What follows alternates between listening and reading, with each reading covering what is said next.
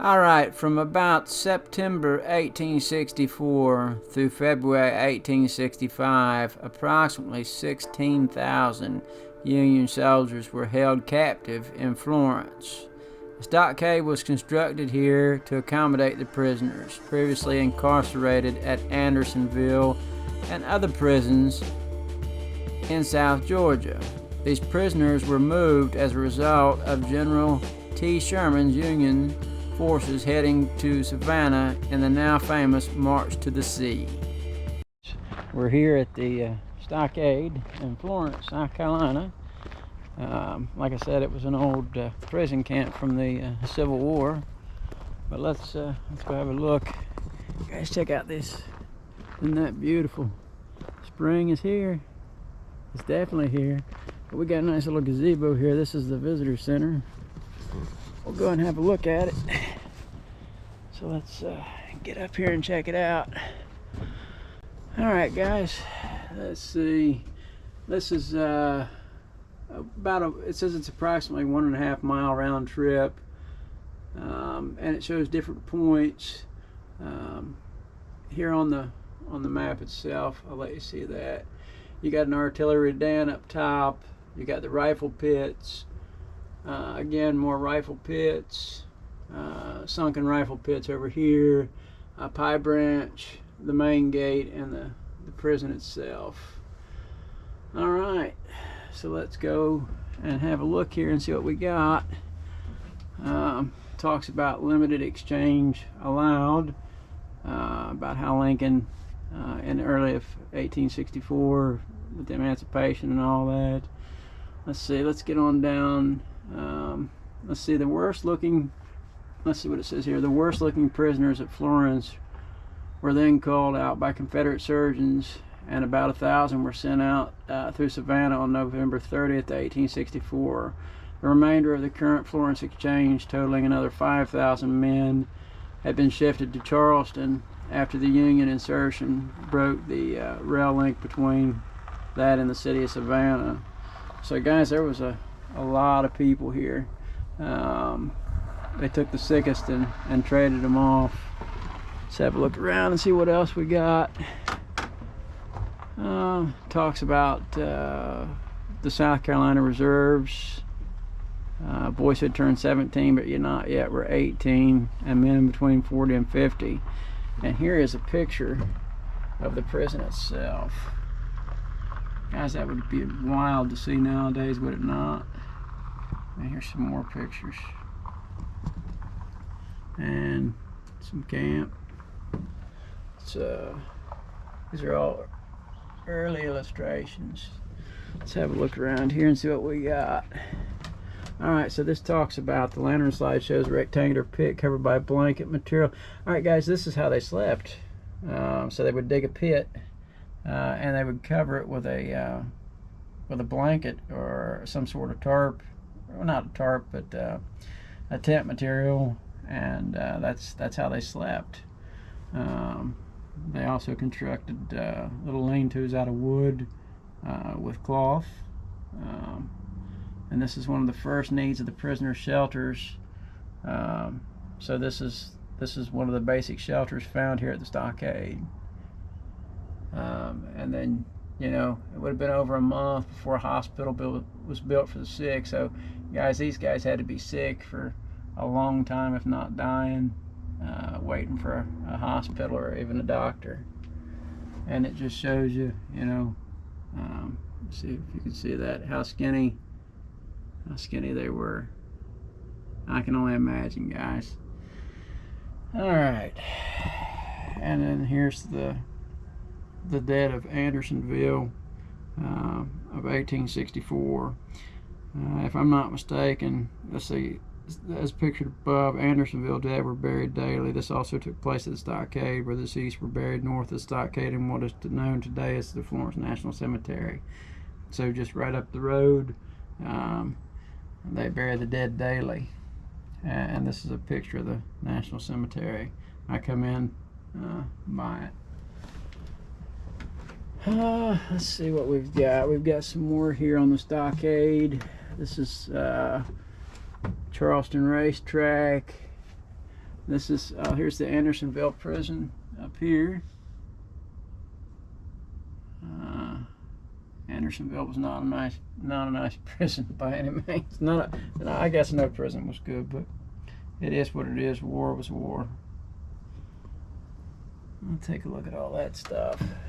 Let's see. It says here Ezra Hoyt Ripple was a private in the 52nd Pennsylvania Volunteer Infantry Regiment who was captured in a battle near Charleston in July of 1864 and spent 6 months in captivity, first at Andersonville and then later at Florence. He had a well-known Civil War artist, James E. Taylor, create lantern slides to accompany his lectures. This was one entitled "Counting Off the Camp is a View of the Interior and Exterior from the Rampart." So this picture here was from a gentleman who was transferred from Andersonville to the Florence Stockade, and he was Mr. Ezra Hoyt Ripple with the 52nd Pennsylvania Volunteer Infantry. All right, check out that, guys. Let's see what we got on the other side. And you know, we've got Libby Prison right here. We've got Belle Isle. We have Elmira, the Elmira prison, which was located in upstate New York. It was a Union prison for Confederates, opened in 1864. And then we have the Gate Camp, which was a Union prisoner of war camp located in Indianapolis, Indiana. And let's see, the President's Order number 252. It's a cartoon published in 1863 in Harper's Weekly in reaction to Confederacy threat to enslave captured Union black recruits to execute the Union officers for inciting a slave revolt. So it's a little cartoon of some old stuff. All right, guys, this is all stuff that took place. There's no maps, no markers, except for what we got here. All right, so let's go see if we can find something. All right, be right back with you. Now, I'm taking it that this is the trail. We only got that one marker right there, and I mean there's several different trails, but we're gonna take the one with the arrow. So let's go. There's several stopping points along this. I hear birds and quail. We'll go check it out. All right, guys, it looks like we have some earthworks here. These would have been rifle pits. Let me see if I can show them to you. They're grown up now. This is stop 1 and 2. You can kind of see the pits down in there. So the trenches are still dug. And here's stop number 3. Again, you can see the trenches. You know what? Let's just go have a look at them.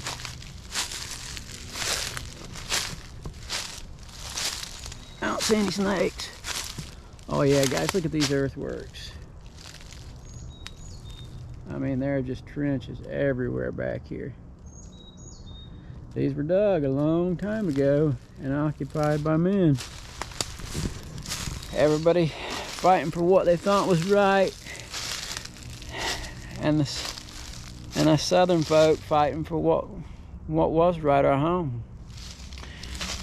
But that's neither here nor there. All right, let's go ahead and cruise on and see what else we can find. So far, it's proven to be a very interesting place with a lot of rich history. I tell you what, well, I see another stop coming up. Just when you think that it's going to be a while before I hit the next stop, nope, there's another point coming up, and I see the earthworks here. You see the brush right there. It looks like brush. That's actually a hill. So let's see what we've got. This is point 4. Okay, so this is This is more of the dig in of more of the rifle pit. And we had a whole line of rifle pits. But guys, check out that embankment. Wow. That is wild. And again, we got some beautiful nature. I mean, it's a beautiful trail, it really is.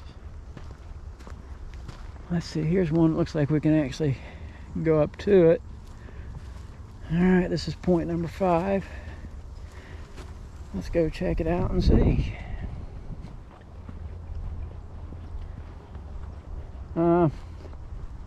Well, guys, I don't think the concrete and the trash and fridge, it's Civil War era, unfortunately.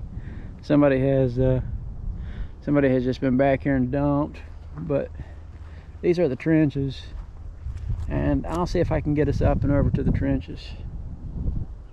Maybe. I just see shell and old concrete and stuff. These are the rifle pits and the trenches. Yeah, I'm not gonna try and fester back up through there. You got fire ants and all sorts of stuff. But guys, there it is. Absolutely beautiful. All right, let's cruise on. Check out those pretty white trees. Absolutely beautiful. All right, off we go. All right, I'm gonna get you out on the next stop, and I'll see you soon. I told you I'd get you back out if something good came along. Guys, check out this. Are you seeing what I'm seeing? We are at the stockade. Holy cripes, that just jumped out and surprised the heck out of me. See if we can get a better view around these pines. Look at the stockade walls, guys. Wow. That's just an amazing sight, especially to be walking and just boom, you hit the stockade. Let's go up here and see if we can find some more of it, which I know we should be able to. I'm getting excited now, fellas and ladies, whoever may be watching or who may not be watching. All right, guys, check this out. I think we're gonna try and go actually inside the stockade. I see the stockade. Yeah. Okay, here's the entrance. So this would have been the way that guards and prisoners would have entered. So let's do it. By all means, let's go in. All right. Let's see here, guys. We are actually inside. We are inside the old stockade. This is pretty cool. Let's have a look around. You can see the old walls. I don't know exactly where this brings us out to. There's pieces of the old stockade laying around. Looks like they're built on part of it over there, but you can see the old rifle pits along the way here on the side. But guys, just think about it. This would have been your daily life here in South Carolina, where the weather and the bugs are not so friendly. I mean, this is just totally amazing. Wow. I mean, just think about it. Right here where we're standing on this very spot, there would have been some prisoner standing here looking at the new prisoners coming in. That's just totally amazing. I mean, they would have been stretched out for as far back as you can see through these trees. I'll have to look up the exact number, but I think there were somewhere right around 11,000 men in here. Somewhere right around 11,000. But that's just amazing, fellas. All right, well, I'll get you back out here soon. I'm gonna poke around. If I see anything interesting, I'll get you back out. Guys, we're gonna walk out of the stockade. I've explored around in here, and I really haven't seen much of anything. Just some clay and stuff that people have dumped around. Looks like they're pushing some dirt here and there, but they're preserving a lot of this the best they can. All right, so like I said, this is where the soldiers would have came in and out. We're actually on the inside now, and we're gonna go outside the stockade. So you would have had prison tower. Well, you had towers with guards here and here, and they would have definitely, you'd definitely not walked out of here. You can see the old line all the way down. It's pretty cool. All right, let's see if we can get back through these briars, and we'll get it out of here. We're on the exit to the prison. And guys, this is where most would have left, dead or alive, and mostly dead and buried and interred right up the road here. All right, the trail continues on. See the arrow there. Looks like maybe those pieces of concrete were old city trash cans. You can see it says no trespassing over there. I don't think we'll be climbing a fence to do that. Well, let's cruise on around.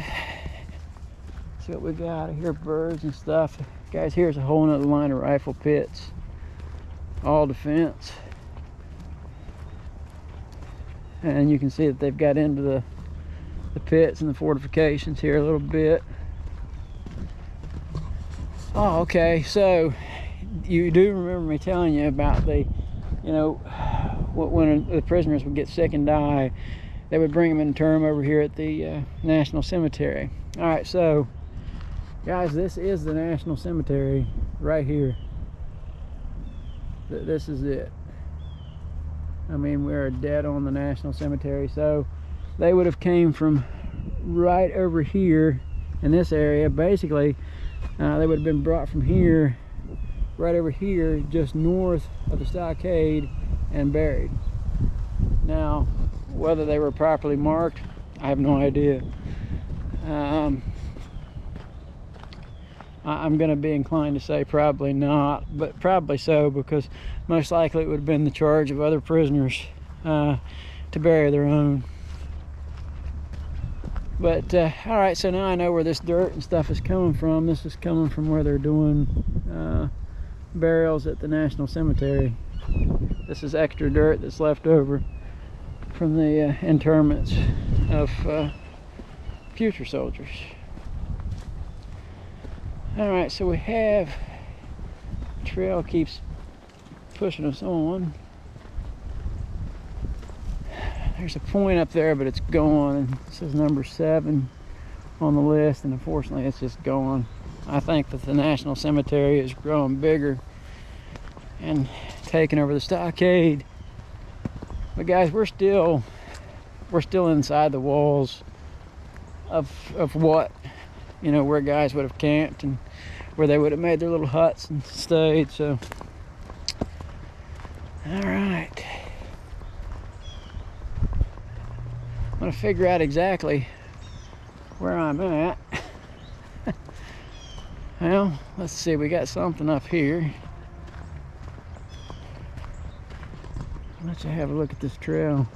All right guys, I'll get you back out when we get up here. I'm seeing some fortifications and a mile 2 sign here. Don't think that's for us, but oh, and even some shooting. How formidable! But you can see the fortifications all around. But dang, somebody's shooting. I guess there's a rifle range maybe not too far away. At least we hope. And not somebody shooting in our general direction, right? Wouldn't be good. All right guys, you can see some structures that are left here in the middle. I don't know if we can get up to them. These are old wells. Well, there is an old well over there. Let's see if we can do it. Just gotta watch for rattlesnakes. Yeah, you can see the old well there. Maybe a fire pit too. Actually, that's what that was, an old fire pit, not a well, I'm sorry. But guys, there's rifle pits all around us, and I mean all around us. All right, let's get back out of this. Something stinks out here. It smells like I don't know, like a crematory. Anyways, there's some sort of birdhouse type looking thing. I don't know if it's part of what we're looking at, but we'll go back out and check it out. Looks like we're coming up to another sign that tells us that we're going the right direction. Yeah, I enjoy doing these little explorations. Yeah, no. Oh, I guess that was a fast 1.5 miles, guys. Really fast 1.5 miles. The stockade. I guess this really put us right at the stockade because we're right back to the gazebo, and I'm sure that there's more up here. I know there was more rifle pits. This whole area was fortified, so join me as we take a walk back up. And well, guys, you know what, just meet me at the sign and we'll figure out everything that we just saw. All right. Hey guys, we're getting back up to the gazebo here. Check out again, the trees are in full bloom. Look at the pretty ones over there, pink and white. All right, let's go look at this sign. What you say? If that was a 1.5 mile walk, that's the fastest 1.5 miles I ever went. I can hear the train.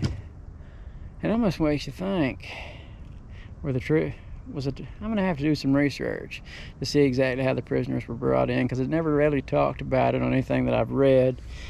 You know, it makes sense that they could have been brought in by train or by water, but I'm gonna say that they were marched in or brought in by train. All right, so let's see. We entered in here at stop 1, and that put us near the main gate. Guys, this is where we were at the stockade right here, if you can see where my finger's at, sorry. So here's where we were at. We were here, we came around. Looks like we missed maybe a whole bunch of it. Nah, maybe not. There's a 5th Georgia camp in here. The post headquarters, the Confederate winter encampment, the original cemetery for the first 400 are buried here down on the bottom, and the South Carolina Home Guard camp. Well guys, we may have missed this and we may not have. I think this is where we were out and about, and I was talking about the rifle pits and the earthworks there, the greenery. So yeah, I'm pretty sure that's where we went. Went everywhere. Well, that's pretty cool. It's pretty cool. All right, well guys, I hope you enjoyed the video. I'll put a little thing in here on the history of this a little bit more, and I don't know, just join me for a small exploration today. Hope you enjoy.